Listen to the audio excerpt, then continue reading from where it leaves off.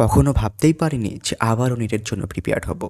পরপর 3বার নিট এক্সামে অত্যন্ত লোয়েস্ট মার্কস পাওয়ার পর যে কেউই চাইবে এবার এই এক্সামটাকে বাদ দিয়ে অন্য কোনো এক্সাম দিতে বা জীবনটাকে এগিয়ে নিয়ে যেতে। কিন্তু যখন কারোর মধ্যে কোনো স্বপ্ন বাসা বাঁধে তখন সেটা পূরণ করবার জন্য সে সব কিছুই করতে রাজি থাকে। 3বার ব্যর্থতার পর বাড়ির লোকজনও মানা করে দিয়েছে আর যেন চতুর্থবারের জন্য ওই এক্সাম দেওয়া না হয়।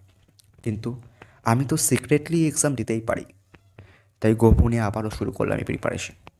কারণ সব কিছুকে ভুলে গিয়ে সব কিছুকে শেষ করে দেওয়া খুবই সহজ, কিন্তু দাঁতে দাঁত চেপে লড়াই করে যাওয়াটা অত্যন্ত কঠিন।